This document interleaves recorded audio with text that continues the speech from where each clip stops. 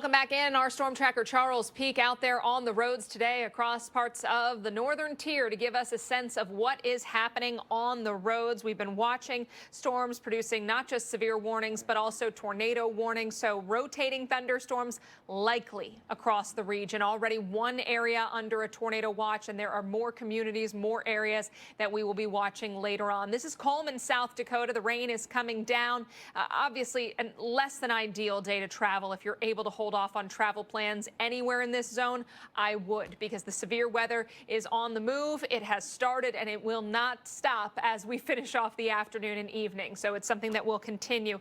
Obviously, any outdoor plans you've got today are going to be affected by these storms. New tornado warning to the west of Sioux Falls. By the way, we've got a huge complex of thunderstorms. So even if you're not under a warning, if you're in these areas, you're getting in on the huge lightning amounts. I mean, it is near constant lightning across parts of the I-90 corridor here in the state of South Dakota. We're going to have to do this ourselves. My clicker doesn't want to work. So again, areas east of Highway 81 under a tornado warning. We've got Lake and McCook counties under the warning. Canastota and Lakeview and Madison, some of the communities in the path of this one. This storm has also been producing some gusty winds. Sioux Falls, and the radar is right there. There's our area with at least some broad rotation. Don't see that really tight couplet, but again, you are likely getting in on some strong winds around the Salem area. And as we track this out, again, could see a tornado spin up here on the southern end of this. That's why we've got the warning, because again, some signs that there is some rotation out of this storm. Clarno and Orland and Madison in the path of this. Battis and Arlington. These are the communities that would be both in and outside of that warning. So places like Arlington, I want you to keep an eye on this storm. You're not under the warning now, but you very well could be. Gusty winds, a good bet out of this storm. Even some hail at times. We've seen some cores or some pockets where you see that magenta color. That would be indicative of the hail.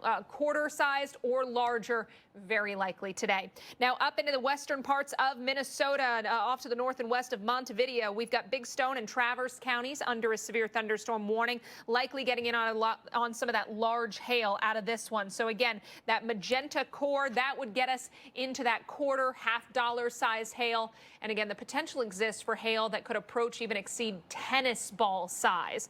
Once again, Lake and McCook counties under the tornado warning. So this is east of Sioux Falls along I-90. In addition to the tornado risk, Chris, very gusty, damaging winds likely, and torrential rain if you find yourself. I want to jump back in and see if we can pull up that South Dakota camera. Look at that. Look at those skies. He's right on the east side of this storm, and he's panning around. This is very close to where the rotation is on the radar. He texted me showing me his location and where the velocity was.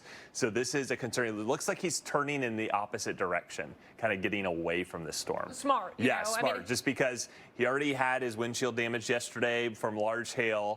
And this is a storm you don't want to mess with, especially given the fact that this is the second warning of this same storm. And this shows the picture. I mean, it's a murky afternoon out there. We've got warmth, we've got mugginess, we've got low cloud bases in spots, we've got trees in spots. So at times, you might go out and try to get a look at this. If you're in that rain core, you're not going to see much of anything. That's the other thing, too. It's going to be rain wrapped, a lot of these tornadoes, so you may not even get that visual confirmation. It looks like the wind is not very strong right here, but it's almost like that before a storm of this magnitude. It's like dead calm, and then boom, that's what comes. So again, it looks like he's turned around the opposite direction to kind of get in a safer position as the storm comes in. So we're looking away from the storm. If we were to pan back over, I bet the skies would look very ominous. Yeah, he's moving. So we're going to get a sense of, we can pop back the radar, I think, too, if we're able to show both in coordination. You get a sense of where Charles Peak is and where that warning is. So he's pulling over. Yeah, he's going to be on the north side of this warning where we'd be looking at that likely tornado. So that would be south and east of the Salem area, or east, I should say, of Salem. He is on the north side of this, right there on that local highway 81. So he's in that area of heavy rain. Again, if you know somebody who's out on the roads that may not be as equipped with the radar and the information that Charles has, let them know. Pull over, get into a safe spot. So you can see as we look out at the clouds, it's tough, for an untrained eye, It's going to be difficult to see. There's our area. So again, broad rotation out of this one. I'm not looking at something that would indicate that we've got a tornado on the ground, but definitely very strong wind. So that radar is over in the Sioux Falls area, and you can see that bright blue is that push of wind. So we're going to see a surge. Yeah. Chris, as you mentioned, not much of a wind now, but it's going to pick up. And Dalton, you just queried some of these velocity numbers. Does that say 82? Yeah. It's 82. So we're talking between 70 and 80 miles per hour expected to blast through this part of South Dakota. This is really close to Junis, South Dakota, where we've got an ongoing tornado warning. We'll be back with more continuing coverage.